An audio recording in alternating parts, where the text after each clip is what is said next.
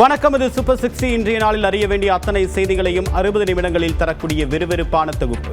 முதல் செய்தியாக, பெருமாள் கோவில்களில் அதிகாலையில் சொர்க்கவாசல் திறக்கப்பட்டு சிறப்பு தரிசனம் நடைபெற்றது.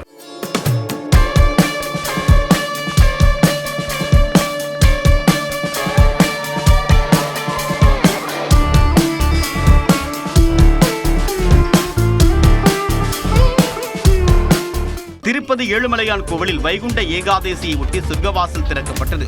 ஒவ்வொரு வருடமும் மார்கழி மாதத்தில் வரக்கூடிய ஏகாதசி வைகுண்ட ஏகாதசி என்று அழைக்கப்படுகிறது. அந்த வைகுண்ட ஏகாதசியில் பெருமாள் கோவில்களில் சொர்க்கவாசல் எனப்படக்கூடிய பரமபத வாசல் திறக்கப்பட்டு அந்த வழியாக பெருமாள் எழுந்தருளி பக்தர்களுக்கு காட்சியளிப்பது வழக்கம். அந்த வகையில் உலக பிரசித்தி பெற்ற திருப்பதி ஏழுமலையான் கோவிலில் வைகுண்ட ஏகாதசியை ஒட்டி இன்று அதிகாலை 1:40 மணிக்கு சொர்க்கவாசல் திறக்கப்பட்டது. உற்சவர்கள், ஜீயர்கள், தேவஸ்தான அறங்காவலர் குழுவினர் ஆகியோர் ஏழுமலையானை வழிபட்டு சொர்க்கவாசல் பிரவேசம் செய்தனர்.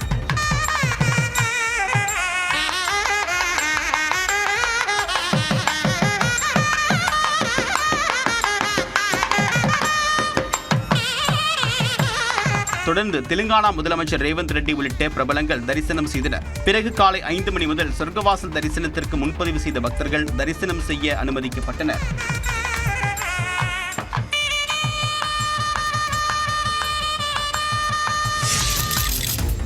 பூலோக வைகுண்டம் என போற்றப்படக்கூடிய ஸ்ரீரங்கம் ரங்கநாதர் கோவிலில் சொர்க்கவாசல் திறப்பு நிகழ்வு வெகு விமர்சையாக நடைபெற்றது. 108 வைணவ தலங்களில் முதன்மையான தலமாக விளங்கக்கூடிய ஸ்ரீரங்கம் ரங்கநாதர் கோவிலில் காலை 5:30 மணியளவில் சொர்க்கவாசல் திறக்கப்பட்டது. பாண்டியன் கொண்டை, கிளிமாலை உள்ளிட்ட ஆபரணங்கள் அணிந்திருந்த நம் பெருமாள் பரமபத வாசலை கடந்து சென்றார். அப்போது கோவிந்தா கோவிந்தா என்று முழக்கமிட்டு பக்தர்கள் பரவசம் அடைந்தனர்.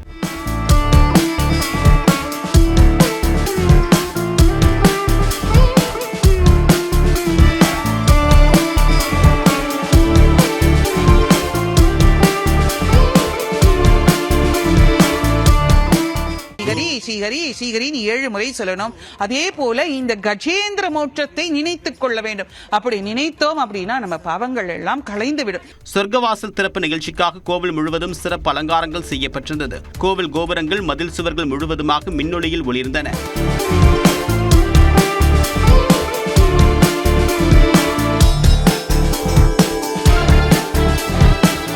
திருவல்லிக்கேணி பார்த்தசாரதி கோவிலில் கோவிந்தா பக்தி முழக்கத்திற்கு மத்தியில் சொர்க்கவாசல் திறக்கப்பட்டது. வைகுண்ட ஏகாதசியை ஒட்டி சென்னை திருவல்லிக்கேணி பார்த்தசாரதி கோவிலில் சொர்க்கவாசல் திறப்பு நிகழ்ச்சி கோலாகலமாக நடைபெற்றது. அதிகாலை 4:30 மணி அளவில் சொர்க்கவாசல் திறக்கப்பட்ட நிலையில் பார்த்தசாரதி பெருமாள் பரமபத வாசல் வழியாக எழுந்தருளி நம்மாழ்வாருக்கு காட்சியளித்தார். அப்போது கோவிந்தா கோவிந்தா என்று பக்தர்கள் பக்தி முழக்கம் எழுப்பினர்.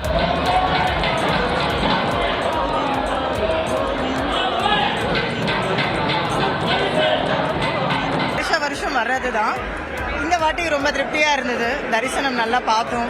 சொர்க்கவாசல் ரொம்ப சாட்டிஸ்ஃபைங்கா இருந்தது. உள்ள வரைச்ச மூலஸ்தானத்தில் வெறும் பெருமாள் தாயார் மட்டும் இல்லாத பெருமாள் குடும்ப சகிதமா இருக்காங்க. ரொம்ப குடும்பத்துல பிரச்சனை எல்லாத்துக்குமே இந்த கோயில வழிபட்டா அவ்வளவு சிறப்பு. தரிசனம் செய்த பக்தர்களுக்கு லட்டு, குங்குமம், கற்கண்டு உள்ளிட்டவை பிரசாதமாக வழங்கப்பட்டது. முதியோர், மாற்றுத்திறனாளிகள், கர்ப்பிணிகள் சுவாமி தரிசனம் செய்ய சிறப்பு ஏற்பாடுகள் செய்யப்பட்டிருந்தது. வைகுண்ட ஏகாதசியை ஒட்டி தமிழ்நாடு முழுவதும் உள்ள பெருமாள் கோவில்களில் பக்தர்கள் சுவாமி தரிசனம் செய்து வருகின்றனர். திருமயம் சத்தியமூர்த்தி பெருமாள் கோவிலில் சொர்க்கவாசல் திறக்கப்பட்ட போது திரளான பக்தர்கள் பங்கேற்று பெருமாளை தரிசித்தனர்.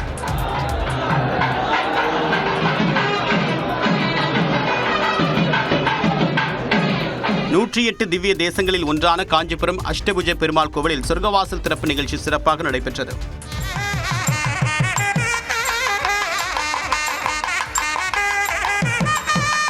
அதேபோல 108 திவ்ய தேசங்களில் ஒன்றான ஷோலிங்க லட்சுமி நரசிம்மர் கோவிலில் சொர்க்கவாசல் திறக்கப்பட்ட போது ஆயிரக்கணக்கான பக்தர்கள் கோவிந்தா முழக்கங்களுடன் சுவாமி தரிசனம் செய்தனர்.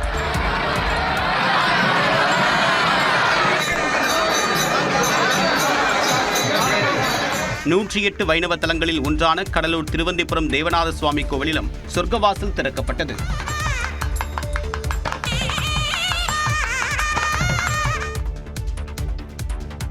புத்தாண்டு விடுமுறையை ஒட்டி இன்று முதல் சென்னை கிளாம்பாக்கத்திலிருந்து சிறப்பு பேருந்துகள் இயக்கப்படுகின்றன.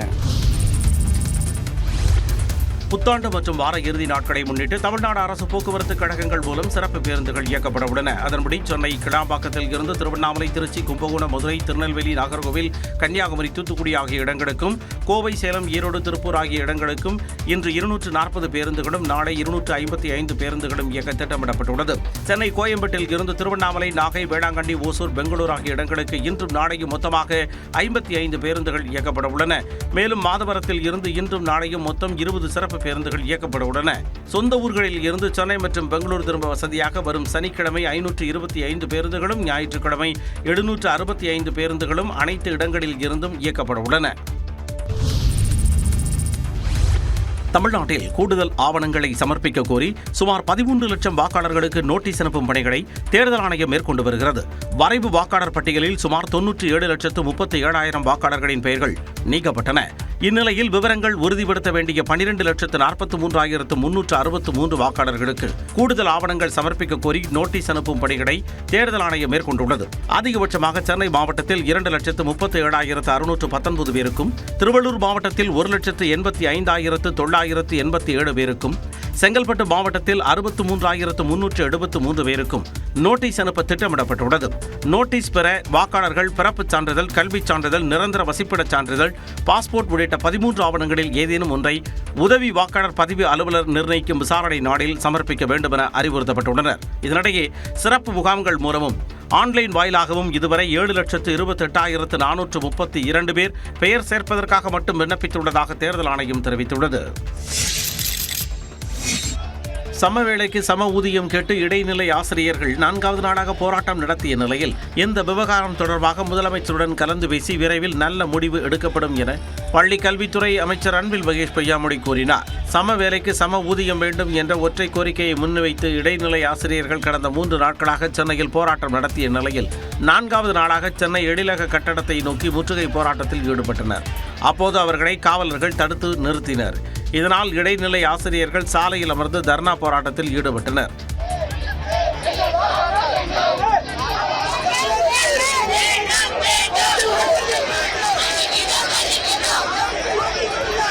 இந்நிலையில் புதுக்கோட்டை வடக்கு மாவட்டம் விராலிமலையில் செய்தியாளர்களிடம் பேசிய அமைச்சர் அன்பில் மகேஷ், போராட்டம் நடத்தி வரும் ஆசிரியர்களுக்கு விரைவில் நல்ல செய்தி தெரிவிக்கப்படும் என்றார். மிக விரைவாக அது முடிவுக்கு வர வேண்டும். ஏன்னா போராட்ட கழகத்தில் இருப்பவங்களும் எங்களுடைய குடும்ப உறுப்பினர்கள் தான். அவர்களுக்கு எந்த ஒரு தொந்தரவும் இல்லாத அளவிற்கு அதை சீக்கிரம் அதை முடிவுக்கு கொண்டு வர வேண்டும் என்று தான் நாங்கள் நினைத்துக் கொண்டிருக்கின்றோம். ஒரு நல்ல முடிவு வரும் என்கிற நம்பிக்கை எனக்கு இருக்கின்றது. ஜாக்டோஜி அமைப்பினர் நடத்தி வரும் போராட்டமும் விரைவில் முடிவுக்கு கொண்டு வரப்படும் என்றும் அன்பில் மகேஷ் கூறினார். சென்னை பல்கலைக்கழகத்தின் துணைவேந்தரை நியமிக்கவும் நீக்கவும் தமிழ்நாடு அரசுக்கு அதிகாரம் அளிக்கும் சட்ட மசோதாவை குடியரசுத் தலைவர் திருப்பி அனுப்பியுள்ளார். இந்தியாவில் சில மாநிலங்களில் உள்ள பல்கலைக்கழகங்களில் துணைவேந்தர்களை நியமிக்கும் அதிகாரம் மாநில அரசுகளுக்கு உள்ளது. திமுக அரசு பொறுப்பேற்ற பிறகு தமிழ்நாட்டில் உள்ள பல்கலைக்கழகங்களிலும் துணைவேந்தர்களை நியமிக்கும் அதிகாரத்தை மாநில அரசுக்கு அளிக்க வழிவகை செய்யும் மசோதா 2022ஆம் ஆண்டு சட்டமன்றத்தில் நிறைவேற்றப்பட்டது. இதில் சென்னை பல்கலைக்கழகத்திற்கு என தனி சட்ட மசோதாவும் மற்ற 12 பல்கலைக்கழகங்களுக்கு பொதுவான சட்ட மசோதாக்களும் நிறைவேற்றப்பட்டன. அதன்படி துணைவேந்தர்களை தமிழக அரசு நியமிக்க வழிவகை செய்ய 13 பல்கலைக்கழகங்களின் சட்டங்களிலும் திருத்தம் செய்யப்பட்டது. ஆளுநருக்கு அனுப்பப்பட்ட இந்த மசோதாவை குடியரசுத் தலைவருக்கு அனுப்பி வைத்தார். சுமார் 3 ஆண்டுகளாக அந்த மசோதா கிடப்பில் போடப்பட்டிருந்த நிலையில் தற்பொழுது அதை குடியரசுத் தலைவர் திரௌபதி முர்மு திருப்பி அனுப்பியுள்ளார். கரூர் துயரம் தொடர்பாக தாவேகா பொதுச் செயலாளர் ஆனந்த் உள்ளிட்டோரிடம் 8 மணி நேரமாக விசாரணை நடைபெற்ற நிலையில் இன்று விசாரணை தொடரும் என்று தெரிவிக்கப்பட்டுள்ளது. கடந்த செப்டம்பர் மாதம் கரூரில் விஜய் பரப்புரையின் போது ஏற்பட்ட நெரிசலில் 41 பேர் உயிரிழந்தது தொடர்பாக சிபிஐ விசாரணை நடத்தி வருகிறது. அந்த வகையில் டெல்லியில் உள்ள அலுவலகத்தில் தாவேகா பொதுச் செயலாளர் ஆனந்த், நிர்வாகிகள் ஆதவ் அர்ஜுனா, நிர்மல்குமார், கரூர் ஆட்சியர் தங்கவேலு, எஸ்பி ஜோஸ் தங்கையா உள்ளிட்டோர் ஆஜராகினர். அவர்களிடம் எஸ்பி சுனில்குமார் தலைமையிலான அதிகாரிகள் விசாரணை நடத்தினர். அப்போது கரூர் கூட்டத்திற்கு என்னென்ன கட்டுப்பாடு விதிக்கப்பட்டன, எவ்வளவு நேரம் அனுமதி தரப்பட்டது என கேள்வி எழுப்பப்பட்டதாக தெரிகிறது. விஜய் எப்பொழுது வருவதாக இருந்தது, தாமதம் ஏற்பட காரணம் என்ன என்பன உள்ளிட்டவை குறித்தும் சிபிஐ அதிகாரிகள் கேள்வி கேட்டதாக சொல்லப்படுகிறது. சுமார் 8 மணி நேர விசாரணைக்கு பிறகு செய்தியாளர்களை சந்தித்த தாவேகா இணை பொதுச் செயலாளர் நிர்மல்குமார் தேவையான ஆவணங்களை சிபிஐயிடம் ஒப்படைத்ததாக கூறினார். அரசியல் ரீதியாக மாற்ற முயற்சி செய்கிறார்கள். அதில் நாங்கள் ஒரு விளக்கத்தை கொடுக்க வேண்டும் என்ற கட்டாயத்தில் இருக்கிறோம். எந்த இடத்திலும் எந்த விதத்திலும் எங்களுடைய தலைவரை முதல்வராக ஆக்க இருக்க வேண்டும் என்பதுதான் ஒட்டுமொத்த தமிழக மக்களுடைய எண்ணம். இன்றும் விசாரணை தொடரும் என தெரிவிக்கப்பட்டுள்ளது. ஜனவரி 1ஆம் தேதி முதல் கறிக்கோழி பண்ணை வளர்ப்பு விவசாயிகள் உற்பத்தி நிறுத்த போராட்டம் அறிவித்துள்ள நிலையில் சென்னையில் தமிழ்நாடு அரசின் கால்நடைத்துறை இயக்குநர் பேச்சுவார்த்தையில் ஈடுபட்டார். கூலி உயர்வு உள்ளிட்ட கோரிக்கைகளை வலியுறுத்தி ஜனவரி 1ஆம் தேதி முதல் கறிக்கோழி பண்ணை வளர்ப்பு விவசாயிகள் உற்பத்தி நிறுத்த போராட்டத்தை அறிவித்தனர். இந்நிலையில் சென்னை நந்தனத்தில் உள்ள கால்நடை இயக்குநர் அலுவலகத்தில் கறிக்கோழி பண்ணை வளர்ப்பு விவசாயிகளுடன் பேச்சுவார்த்தை நடைபெற்றது. இதையடுத்து பேசிய கறிக்கோழி பண்ணை விவசாயிகள் ஒருங்கிணைப்பாளர் மகாலிங்கம், கறிக்கோழி வளர்ப்பிற்காக தேவைப்படும் செலவு அதிகரித்துள்ளதால் கூலியை 20 ரூபாயாக உயர்த்தி வழங்க வேண்டும் என கோரிக்கை விடுத்தார். நிறுவனங்கள் அரசிடத்திலே முறையிட்டும் நாங்களும் அரசு இடத்திலே முறையிட்டும் தமிழ்நாடு அரசு நடுவராக இருந்து கறிக்கோழி பண்ணை விவசாயிகளை காப்பாற்றுகின்ற வகையிலே மாண்புமிகு தமிழ்நாடு முதல்வர்கள் இதில் கவனம் கொண்டு விரைந்து முத்தரப்பு பேச்சுவார்த்தை நடத்த வேண்டும் என்பதுதான் எங்களுடைய கோரிக்கை. திட்டமிட்டபடி வரும் 1ஆம் தேதி முதல் தங்களது போராட்டம் நடைபெறும் என்றும் கறிக்கோழி பண்ணை விவசாயிகள் ஒருங்கிணைப்பாளர் மகாலிங்கம் தெரிவித்தார். பெண்கள் சக்தியால் மீண்டும் திமுக ஆட்சிதான் அமையும் என்று முதலமைச்சர் மு க ஸ்டாலின் கூறியுள்ளார். திராவிட மாடல் 2.0 ஆட்சியில் பெண்களுக்கு மேலும் பல நலத்திட்டங்கள் கொண்டு வரப்படும் என்று முதலமைச்சர் மு க ஸ்டாலின் தெரிவித்துள்ளார். திருப்பூர் மாவட்டம் பல்லடத்தில் நடந்த வெல்லும் தமிழ் பெண்கள் மாநாட்டில் முதலமைச்சர் மு க ஸ்டாலினுக்கு உற்சாக வரவேற்பு அளித்த திமுக மகளிர் அணியினர் அவருக்கு அரசியலமைப்பு சட்ட புத்தகத்தை பரிசாக அளித்தனர்.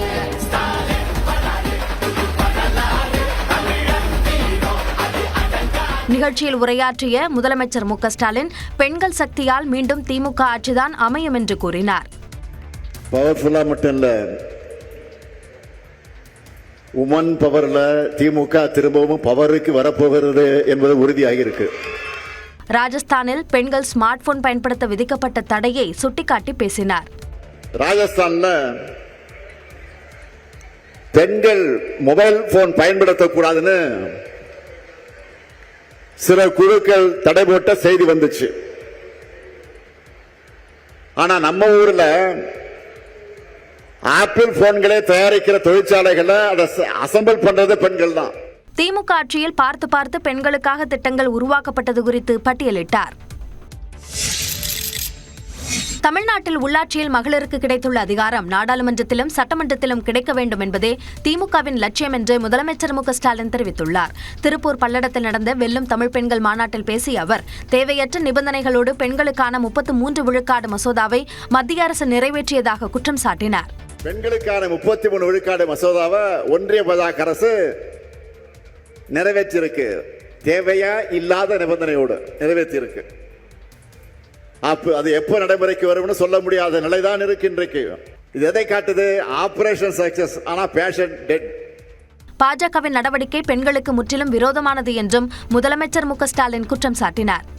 எதையாவது படிச்சாதுன்னா இதெல்லாம் திரு பழனிசாமிகளுக்கு புரியும். கமலாலயத்தில் எழுதி கொடுக்கறது அறிக்கையை அதிமுக லெட்டர் பேட்ல வெளியிட்டு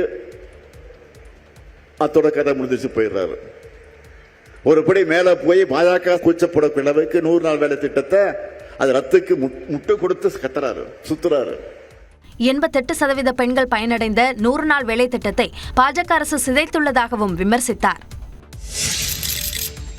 தமிழ்நாட்டில் புதிதாக தொடங்கியுள்ள ஸ்டார்ட் அப் நிறுவனங்களில் 56% பெண்களால் தொடங்கப்பட்டதாக திமுக துணை பொதுச் செயலாளர் கனிமொழி பெருமிதம் தெரிவித்துள்ளார். திருப்பூர் பல்லடத்தில் நடந்த வெல்லும் தமிழ் பெண்கள் மாநாட்டில் பேசிய அவர் நாட்டை பாதுகாக்க வேண்டிய கடமை முதலமைச்சர் ஸ்டாலின் கையில் உள்ளதாக கூறினார். நீதி, சுதந்திரம், சமத்துவம், சகோதரத்துவத்தை காப்பாற்றக்கூடிய ஒரே முதலமைச்சர் நம்முடைய முதலமைச்சர் அண்ணன் தளபதி அவர்கள் என்ற நம்பிக்கையை நாம் மட்டுமில்லை, இந்த நாடே அவர் மீது வைத்திருக்கிறது.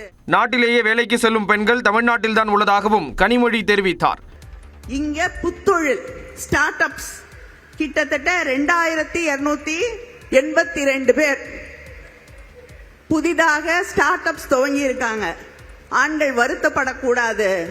அதில் 56% பெண்கள். திமுக கொடுத்த வாக்குறுதியை நிறைவேற்றியதாக தமிழ்நாட்டில் உள்ள 1,30,00,000 பெண்கள் கூறுவார்கள் என்றும் அவர் குறிப்பிட்டார். புதிதாக கட்சி தொடங்கியவர்களும் ஆள்பவர்களும் அடுத்து தங்களது ஆட்சிதான் என கூறி வந்தாலும் அதிமுக ஆட்சியே அமையும் என கட்சியின் பொதுச் செயலாளர் எடப்பாடி பழனிசாமி உறுதிபட தெரிவித்துள்ளார்.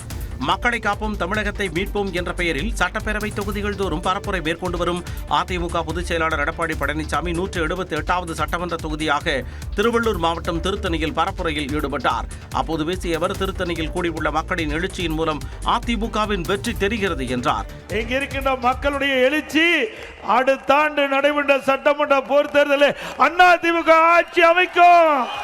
பின்னர் திருவள்ளூரில் பேசிய எடப்பாடி பழனிசாமி திமுக கூட்டணியில் பல்வேறு குழப்பங்கள் நிலவி வருவதாகவும் கூறினார். செல்வ பெருந்தகை சொல்றாரு, ஆட்சியில பங்கு வேண்டும் என்று. கூட்டணியிலே குழப்பம் ஏற்பட்டு விட்டது. திரு திருமாவளவன் அவர்கள் குறிப்பிடார், கால சூழ்நிலைக்கு ஏற்றவாறு நாங்கள் ஆட்சியிலே பங்கு கேட்போம் என்று அவரும் கோரிக்கை வைத்து விட்டார். ஆக கூட்டணியிலே குழப்பம் நிலவுகிறது. அதிமுக ஆட்சியில் செவிலியர்கள் நிரந்தர பணியாளராக நியமிக்கப்படுவார்கள் என்றும் எடப்பாடி பழனிசாமி தெரிவித்தார். சபரிமலையில் வரக்கூடிய 14ஆம் தேதி மகரவிளக்கு பூஜை நடைபெற இருக்கக்கூடிய நிலையில் இன்று முதல் கோவில் நடை திறக்கப்படுகிறது. மகரவிளக்கு பூஜைக்காக சபரிமலை ஐயப்பன் கோவில் நடை இன்று திறக்கப்பட உள்ளது. சபரிமலையில் கடந்த சனிக்கிழமை மண்டல பூஜை நடைபெற்றதை அடுத்து இரவு 10 மணிக்கு ஹரிவராசனம் பாடப்பட்டு கோவில் நடை சாத்தப்பட்டது. இந்நிலையில் மகரவிளக்கு பூஜையொட்டி சபரிமலை கோவில் நடை இன்று மாலை 5 மணிக்கு மீண்டும் திறக்கப்படுகிறது. தந்திரி கண்டரரு மகேஷ் மோகனரு முன்னிலையில் மேல்சாந்தி பிரசாந்த் நம்பூதிரி நடையை திறந்து வைத்து தீபாராதனை நடத்துகிறார். இரவு 11 மணிக்கு நடை சாத்தப்பட்டு நாளை அதிகாலை 3 மணிக்கு நடை திறக்கப்பட்டு வழக்கமான பூஜைகளுடன் நெய்யபிஷேகம், உச்ச பூஜை போன்றவை நடைபெறும். முத்தாய்ப்பாக வரும் ஜனவரி 14ஆம் தேதி மகரவிளக்கு பூஜை நடைபெறுகிறது. அன்றைய தினம் மாலை 6:25 மணிக்கு ஐயப்பனுக்கு திருவாபரணம் அணிவித்து சிறப்பு தீபாராதனை நடைபெறும். தொடர்ந்து மகர ஜோதி தரிசனம் சன்னிதானத்தில் நடைபெறும். மண்டல விளக்கு பூஜை சீசனில் 36 லட்சத்திற்கும் மேற்பட்ட பக்தர்கள் ஐயப்பனை தரிசித்தது குறிப்பிடத்தக்கது.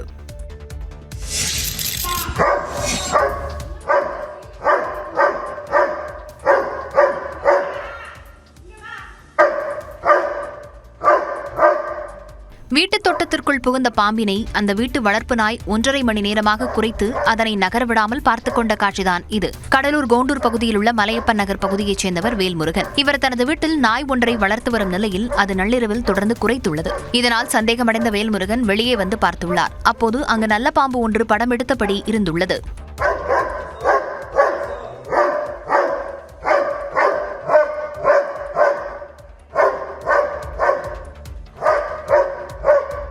உடனடியாக இதுகுறித்து வன ஆர்வலருக்கு தகவல் அளித்துள்ளார். அவர் வர 1 மணி நேரத்திற்கு மேலாகியுள்ளது. இந்த நேரத்தில் வீட்டிற்குள் பாம்பு புகுந்து விடுமோ என வேல்முருகன் அச்சமடைந்தார். ஆனால் சுமார் 1.5 மணி நேரத்திற்கு அந்த நாய் தொடர்ந்து குறைத்துக் கொண்டே இருந்ததால் பாம்பு வேறு எங்கும் நகராமல் இருந்தது. பின்னர் வந்த வன ஆர்வலர் பாம்பினை பிடித்து காப்புக்காட்டில் விட்டார். என் பேர் வசந்த். பாண்டிச்சேரி போயிட்டு குடிச்சிட்டு வரும்போது போதை அதிகமானதுனால என் சட்டையை கைட்டு கையில் பீர் பாட்டிலோட என்னோட கார் மேலே நின்று வந்தேன். அதை பார்த்த காவல்துறை அதிகாரிகள் என்னை வழிமறித்து போதிய அறிவுரை எனக்கு உதவினாங்க. கடலூரில் கார் சன்ரூஃபில் அமர்ந்து இப்படி ஹாயாக மது அருந்தியபடி பயணித்தவர் காவல்துறையிடம் சிக்கியதால் தற்போது மன்னிப்பு கேட்டு வீடியோ வெளியிட்டுள்ளார். விழுப்புரம் மாவட்டம் வில்லியனூர் பகுதியைச் சேர்ந்த வசந்த், சத்தியமூர்த்தி ஆகிய இருவரும் புதுச்சேரியிலிருந்து கடலூர் வழியாக காரில் பயணித்தனர். காரை சத்தியமூர்த்தி ஓட்டிச் சென்ற நிலையில் வசந்த் காரின் சன்ரூஃபில் ஏறி அமர்ந்து மது அருந்தியபடி பயணித்தார். ஆபத்தை உணராமல் காரில் பயணித்த வீடியோ வெளியாகி சர்ச்சையானது.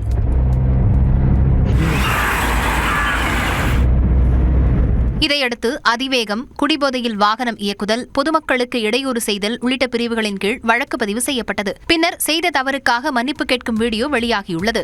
நான் இதுக்கப்புறம் மது அருந்த மாட்டேன்னு சொல்லி நானும் அருந்த மாட்டேன்.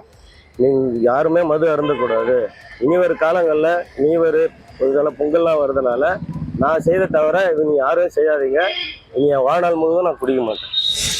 3, 2, 1, now.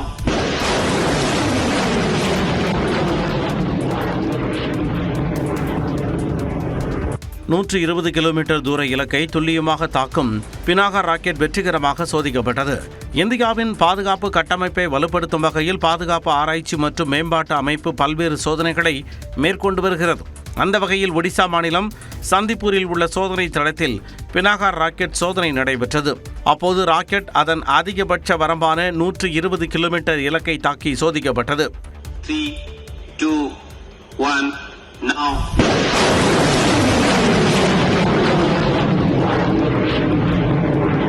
இந்த சோதனை வெற்றி பெற்ற நிலையில் DRDO உட்பட இத்திட்டத்தில் பணியாற்றிய அனைவருக்கும் மத்திய அமைச்சர் ராஜ்நாத் சிங் பாராட்டு தெரிவித்துள்ளார்.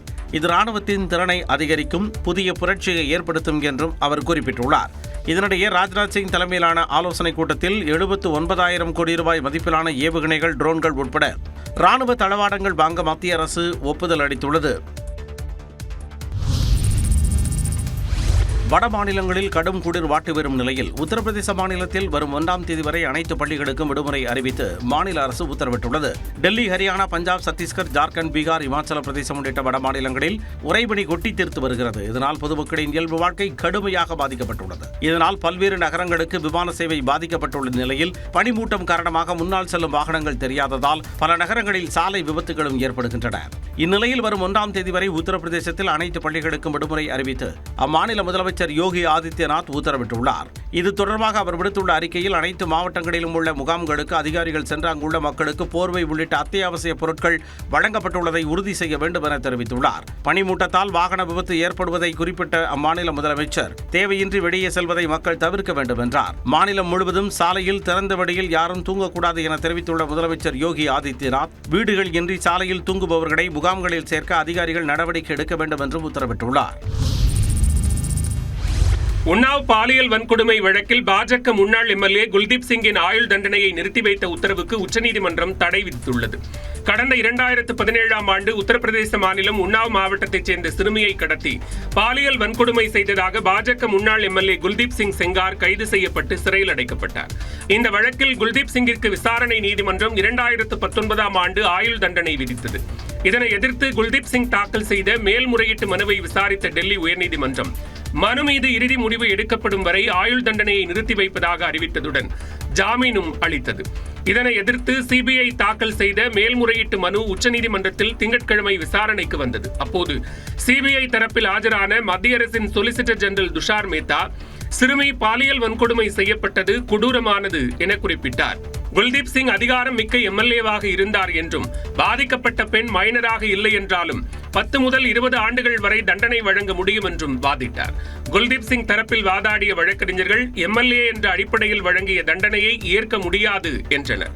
இதனையடுத்து உச்சநீதிமன்ற தலைமை நீதிபதி தலைமையிலான அமர்வு குல்தீப் சிங்கின் தண்டனையை நிறுத்தி வைத்த டெல்லி உயர்நீதிமன்ற உத்தரவுக்கு தடை விதித்து வழக்கு விசாரணையை 4 வாரங்களுக்கு ஒத்திவைத்தது. மேலும் பாதிக்கப்பட்ட சிறுமி தரப்பில் தனியாக மேல்முறையீடு செய்தால் இலவச சட்ட உதவி வழங்கவும் உத்தரவிட்டது. கொடைக்கானல் அருகே குடியிருப்பு பகுதியை ஒட்டிய பகுதியில் சுற்றித் திரியக்கூடிய யானையை அடர்ந்த வனப்பகுதிக்குள் விரட்ட வேண்டும் என்று பொதுமக்கள் கோரிக்கை விடுத்துள்ளனர்.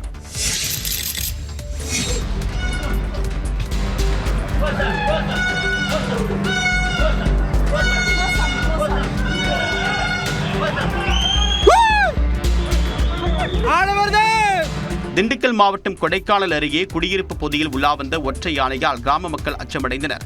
கீழ்மலை கிராமங்களில் உள்ள பள்ளத்து கால்வாய் கிராமத்திற்கு உட்பட்ட மல்லிகைப்பாறை குடியிருப்பு பகுதியில் மாலை வேளையில் ஒற்றை யானை திடீரென்று வனப்பகுதியை விட்டு வெளியேறி குடியிருப்பு பகுதியில் ஆக்ரோஷமாக உலா வந்தது.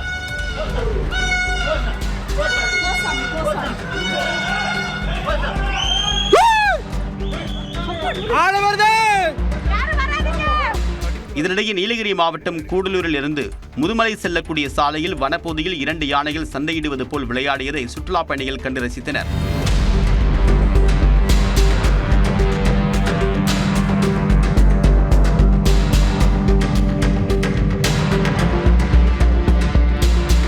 இந்நிலையில் யானைகளை அச்சுறுத்தக்கூடிய வகையில் எந்தவிதமான செயல்களிலும் ஈடுபட வேண்டாம் என்று வனத்துறையினர் சுற்றுலா பயணிகளுக்கு எச்சரிக்கை விடுத்தனர்.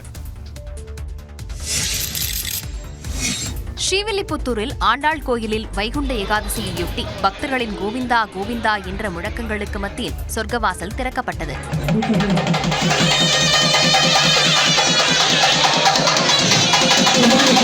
மன்னார்குடியில் உள்ள பிரசித்தி பெற்ற ராஜகோபால சுவாமி கோயிலில் அதிகாலை 5:45 மணிக்கு சொர்க்கவாசல் வழியாக எழுந்தருளிய ராஜகோபால சாமியை அமைச்சர் TRP ராஜா உள்ளிட்ட திரளான பக்தர்கள் தரிசித்தனர்.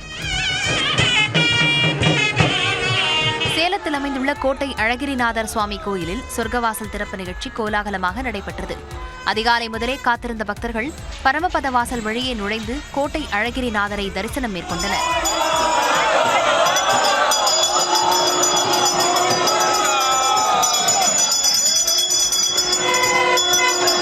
செங்கல்பட்டு மாவட்டம் சிங்கப்பெருமாள் கோவிலில் உள்ள நரசிம்மர் ஆலயத்தில் பெருமாள் முத்தங்கி அலங்காரத்தில் எழுந்தருளி பக்தர்களுக்கு காட்சியளித்தார்.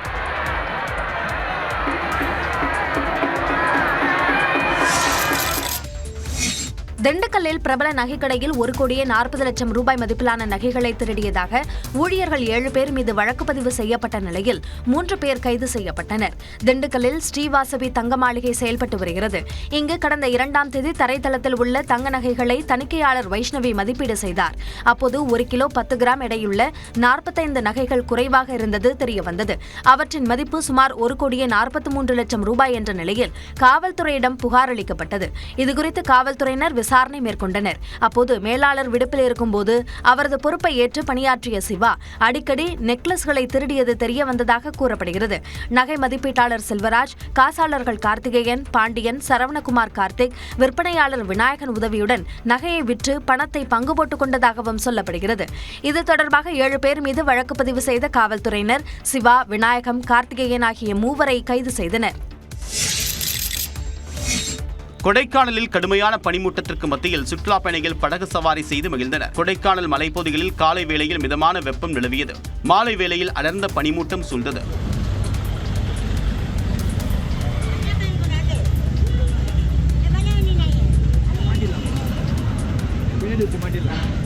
குறிப்பாக ஏரிச்சாலை, மூஞ்சிக்கல், அண்ணாசாலை, ஆனந்தகிரி, சீனிவாசபுரம் உள்ளிட்ட நகரின் பல்வேறு பகுதிகளிலும் வத்தலகுண்டு, பழனி பிரதான மலைச்சாலைகளிலும் அடர்ந்த பனிமூட்டம் நிலவியது.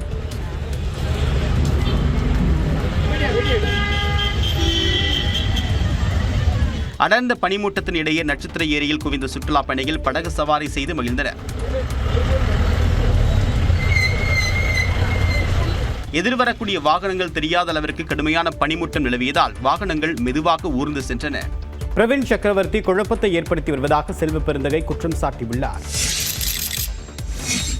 திரு பிரவீன் சக்கரவர்த்தி உள்நோக்கத்தோடு குழப்பத்தை விளைவிப்பதற்கும் அவருக்கு யாரோ ஒரு அசைன்மெண்ட் கொடுத்திருக்காங்க. அந்த அசைன்மெண்ட் அவர் குழப்பம் ஏற்படுத்துவதற்கு தமிழ்நாடு காங்கிரஸ் கமிட்டிக்கு பேரலரா ஒரு கட்சியை நடத்தணும்னு நினைக்கிறார். உத்தரப்பிரதேசத்தை விட அதிக கடன் வாங்கும் மாநிலமாக தமிழ்நாடு இருப்பதாக காங்கிரஸ் நிர்வாகி பிரவீன் சக்கரவர்த்தி கூறிய கருத்திற்கு அக்கட்சியின் மாநில தலைவர் செல்வ பெருந்தகை தந்த பதிலே இது. பிரவீன் சக்கரவர்த்தி கருத்திற்கு எதிர்வினையாற்றியுள்ள அக்கட்சியின் MP ஜோதிமணி மத்திய அரசின் நிதி பகிர்வில் தமிழ்நாடு மிக குறைவாகவே பெறுவதாகவும் உத்தரப்பிரதேசம் போன்ற மாநிலங்கள் அதிகம் பெறுவதாகவும் சுட்டிக்காட்டியுள்ளார். கடனை வைத்து மாநிலங்களை மதிப்பிடுவது என்பது உடல் எடையை வைத்து உடற்தகுதியை தீர்மானிப்பது போன்று என்று காங்கிரஸ் MP சசிகாந்த் செந்தில் கண்டனம் தெரிவித்துள்ளார். பிரவீன் சக்கரவர்த்தி பாஜகவினரை போன்று வெறும் எண்களை மட்டும் வைத்து பேசி வருவதாக காங்கிரஸ் செய்தி தொடர்பாளர் மோகன் குமாரமங்கலம் சாடியுள்ளார். நுணுக்கங்களை அறியாமல் மாநிலங்களுக்கு இடையேயான ஒப்பீடுகள் அர்த்தமற்றது என்று காங்கிரஸ் மாநில பொதுச் செயலாளர் ரஷ்மி ராமச்சந்திரன் தெரிவித்துள்ளார். காங்கிரசுடன் துணை நிற்கும் தமிழ்நாட்டின் திராவிட மாடலை காங்கிரஸை அழிக்க முயலும் உத்தரப்பிரதேச புல்டோசர் மாடலோடு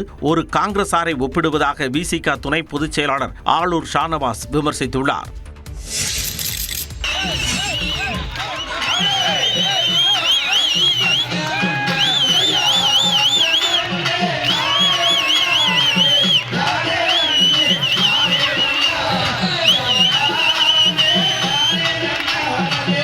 நயினார் நாகேந்திரன், அண்ணாமலை உள்ளிட்ட பாஜக தலைவர்கள் உற்சாகமாக வள்ளிக்கும்மி நடனமாடிய காட்சிகள் தான் இவை. கோவை மாவட்டம் மலுமிச்சம்பட்டியில் பாஜக சார்பில் தமிழகம் தலை நிமிர தமிழனின் பயணம் பரப்புரை கூட்டம் நடைபெற்றது. இதில் பாஜக மாநில தலைவர் நயினார் நாகேந்திரன், அதிமுக முன்னாள் அமைச்சர் SP வேலுமணி, பாஜக மாநில முன்னாள் தலைவர் அண்ணாமலை உள்ளிட்டோர் பங்கேற்றனர். அப்போது மேடையில் பேசிய நயினார் நாகேந்திரன் தங்கள் ஆட்டம் இனிமேல் தான் இருக்கிறது என்றார். நானும் அண்ணாமலை அவர்களும் ஆடினோம். ஆனால் நாங்கள் இருவரும் இன்னொரு ஆட்டம் ஆடப் போகிறோம். மாண்பு உள்துறை அமைச்சர் அமித்ஷா அவர்கள் என்ன நினைத்தார்களோ, பாரத நரேந்திர மோடி அவர்கள் என்ன நினைத்தார்களோ, என்ன நினைத்து இந்த கூட்டணியை உருவாக்கினார்களோ அதை வெற்றி பெறுவதற்கு நாங்கள் இருவரும் சேர்ந்து ஆடுகிற ஆட்டம் இனிமேல் தான் இருக்க போகிறது. முன்னதாக ஏராளமான பெண்கள் குழுவாக பாரம்பரிய வள்ளிக்கும்மி நடனமாடியது கவனம் ஈர்த்தது.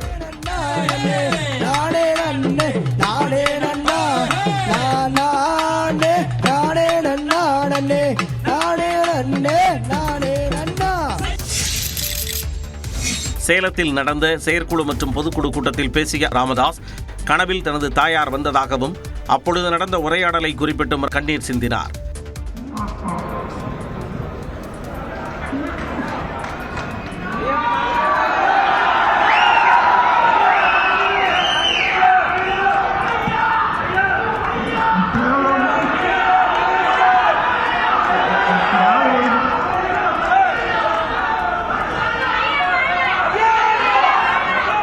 தனது வளர்ப்பு சரியில்லை என கவலை தெரிவித்த ராமதாஸ் அன்புமணி தன்னை மார்பிலும் முதுகிலும் ஈட்டியால் குத்திவிட்டதாகவும் உருக்கமாக தெரிவித்தார்.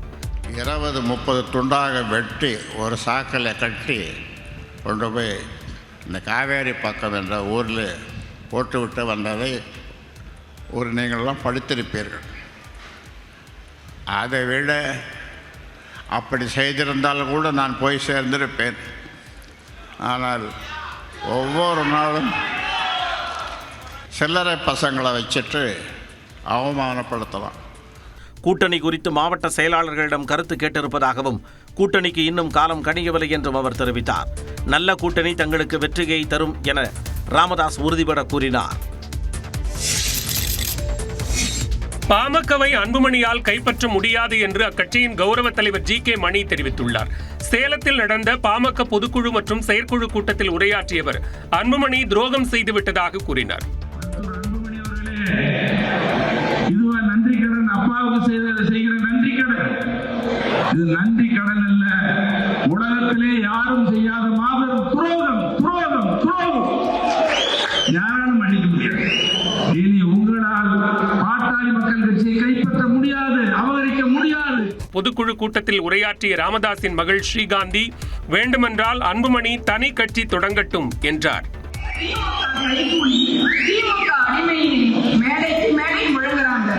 இதை சொல்றவங்க யாருன்னு பார்த்தா அத்தனையும்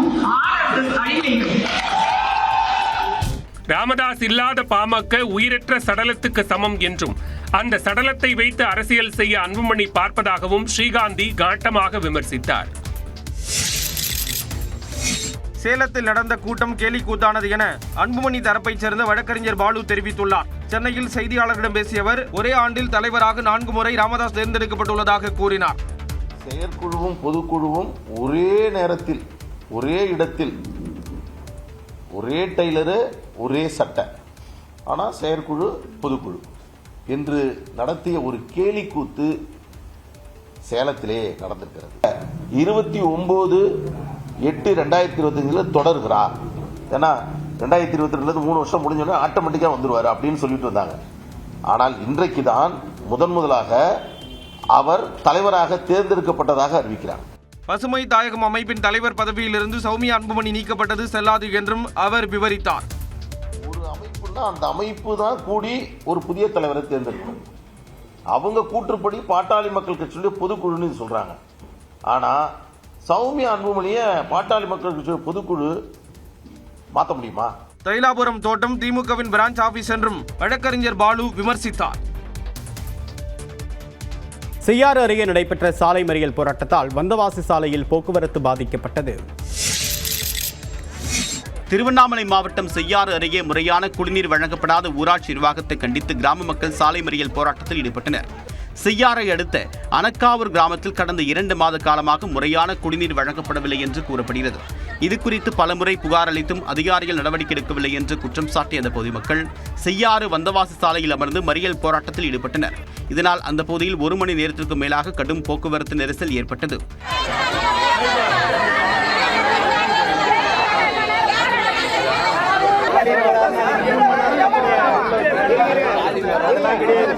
இந்த ஊர்ல மட்டும் தண்ணி பிரச்சனை பெரும் பிரச்சனையா இருக்குது.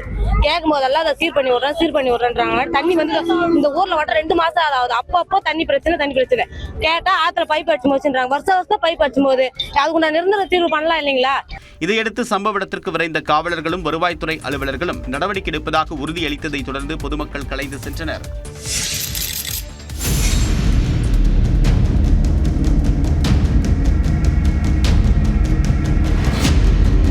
திருட்டு பைக்கில் பெட்ரோல் நிரப்ப வந்த இளைஞர் பணம் கொடுக்காமல் தப்பிச் செல்லக்கூடிய காட்சிதான் இது. கன்னியாகுமரி மாவட்டம் பாலப்பள்ளம் பகுதியை சேர்ந்த ராஜேஷ் என்பவர் தன்னுடைய இருசக்கர வாகனத்தை வீட்டின் முன்பாக நிறுத்தியிருந்தார். அந்த வழியாக போதையில் வந்த இளைஞர் இருசக்கர வாகனத்தை திருடிச் செல்ல முயன்றார். அப்போது மற்றொரு வாகனத்தில் மோதி விபத்திற்குள்ளானது. தடுமாறி கீழே விழுந்து கிடந்த திருடனை பிடிக்க முயன்ற நிலையில் திருடிய வாகனத்தில் கண்ணிமைக்கும் நேரத்தில் அவர் தப்பிச் சென்றார்.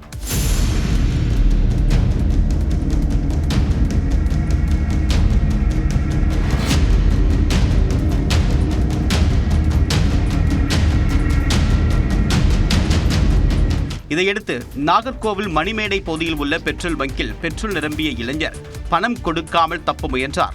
அவரை ஊழியர்கள் பிடித்த நிலையில் வாகனத்தை அங்கேயே விட்டுவிட்டு தப்பி ஓடினார். இந்நிலையில் சிசிடிவி காட்சிகளை கொண்டு திருடனை காவல்துறையினர் தேடி வருகின்றனர்.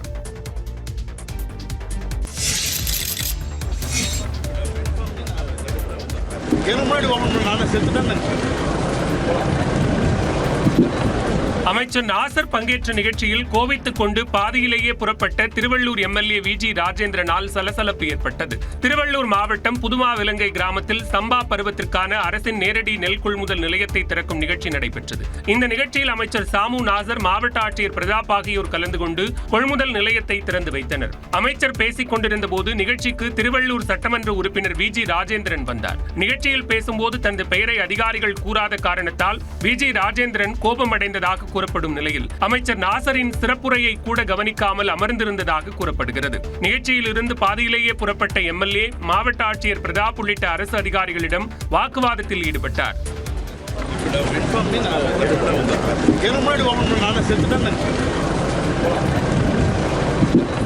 தான் வருவதற்கு முன்பே நேரடி நெல் கொள்முதல் நிலையம் திறக்கப்பட்டதால் தான் இறந்து விட்டதாக நினைத்துக் கொள்ளுங்கள் என ஆட்சியரிடம் கூறிவிட்டு காரில் ஏறி வேகமாக புறப்பட்டுச் சென்றார். சென்னையில் மாநகர பேருந்து ஓட்டுநர்கள் பணியின் போது செல்போனில் பேசினால் ஒழுங்கு நடவடிக்கை எடுக்கப்படும் என்று மாநகர போக்குவரத்து கழகம் எச்சரித்துள்ளது. சென்னை மாநகரில் பேருந்து ஓட்டுநர்கள் செல்போனில் பேசிக்கொண்டே பேருந்தை இயக்கி வருவதாக தொடர் குற்றச்சாட்டுகள் எழுந்து வந்தன. இந்நிலையில் மாநகர போக்குவரத்து கழகத்திற்கு உட்பட்ட பேருந்துகளை இயக்கும் ஓட்டுநர்கள் பயணத்தின் போது செல்போனில் பேசக்கூடாது என மாநகர போக்குவரத்து கழகம் எச்சரித்துள்ளது. இது தொடர்பாக கிளை மேலாளர்கள் உள்ளிட்டோருக்கு மாநகர போக்குவரத்து கழக இணை மேலாண் இயக்குநர் சுற்றறிக்கை அனுப்பியுள்ளார். அதில் பேருந்து விபத்துகள் மற்றும் உயிரிழப்புகள் தொடர்பாக மேற்கொள்ளப்பட்ட ஆய்வுகளில் சில ஓட்டுநர்கள் செல்போனில் பேசிக்கொண்டே பேருந்தை இயக்கியது கண்டறியப்பட்டதாகவும் இது பேருந்துகளில் பொருத்தப்பட்டுள்ள சிசிடிவி கேமராக்களின் மூலம் உறுதிப்படுத்தப்பட்டதாகவும் தெரிவிக்கப்பட்டுள்ளது. ஓட்டுநர்கள் செல்போன் பயன்படுத்துவதால் கவனச்சிதறல் ஏற்பட்டு சாலை விபத்துகள் அதிகரிக்கும் அபாயம் இருப்பதால் இனி பணி நேரத்தில் செல்போன் பயன்படுத்துவதற்கு முற்றிலும் தடை விதிக்கப்படுவதாக அறிவிக்கப்பட்டுள்ளது. பணியின் போது செல்போனை நடத்துனரிடம் கொடுத்து வைக்கவும் பணி முடிந்த பிறகே செல்போனை பயன்படுத்தவும் அறிவுறுத்தப்பட்டுள்ளது.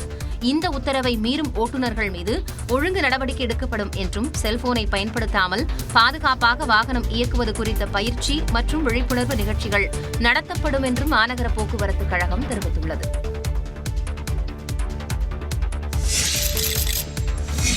திருவள்ளூர் அரசு மருத்துவக் கல்லூரி மருத்துவமனையில் தங்களுக்கு பிறந்த ஆண் குழந்தையை மாற்றி பெண் குழந்தையை கொடுத்துவிட்டதாக பெற்றோர் தந்த புகாரை காவல்துறையினர் விசாரித்து வருகின்றனர். தமிழக ஆந்திர எல்லைப்பகுதியான பள்ளிப்பட்டு அருகே கிருஷ்ணமராஜகுப்பம் கிராமத்தைச் சேர்ந்தவர்கள் கோபி கிரிஜாராணி தம்பதி. இவர்களுக்கு ஏற்கனவே 2 பெண் குழந்தைகள் உள்ள நிலையில் திருவள்ளூர் அரசு மருத்துவக் கல்லூரியில் 3வதாக அறுவை சிகிச்சை மூலம் குழந்தை பிறந்தது. பிரசவ வார்டில் கிரிஜாவுக்கு ஆண் குழந்தை பிறந்துள்ளதாகவும் குழந்தைக்கு இன்குபேட்டரில் சிகிச்சை அளிக்கப்படுவதாகவும் மருத்துவர்கள் தெரிவித்ததாக கூறப்படுகிறது. வழக்கமான வார்டிற்கு மாற்றப்பட்ட பிறகு கிரிஜாவிடம் தாங்கள் சொன்னதற்கு மாறாக பெண் குழந்தையை மருத்துவர்கள் கொண்டு வந்து கொடுத்ததாகவும் சொல்லப்படுகிறது. இதனிடையே அதே மருத்துவமனையில் பக்கத்து ஊரான அத்திமஞ்சேரிப்பேட்டை கிராமத்தைச் சேர்ந்த நிர்மலாவுக்கும் குழந்தை பிறந்தது. தனக்கு பிறந்த ஆண் குழந்தையை நிர்மலாவுக்கு மருத்துவர்கள் மாற்றிக் கொடுத்து விட்டதாக கிரிஜா புகார் கூறிய நிலையில் காவல்துறையினர் விசாரணை நடத்தி வருகின்றனர். இந்நிலையில் 1 மாதத்திற்கு மேல் ஆகியும் தங்கள் குழந்தையை மீட்டு தராமல் காவல்துறையினர் அலைகழிப்பதாக எஸ்பி அலுவலகத்தில் கிரிஜா தம்பதியினர் புகார் மனு தந்துள்ளனர். DNA மரபணு சோதனை மேற்கொண்டு தங்களின் குழந்தையை தங்களிடம் ஒப்படைக்க வேண்டும் என்றும் அவர்கள் கோரிக்கை விடுத்துள்ளனர். டெல்லியில் பனிமூட்டத்தால் 128 விமானங்கள் ரத்து செய்யப்பட்டுள்ளன.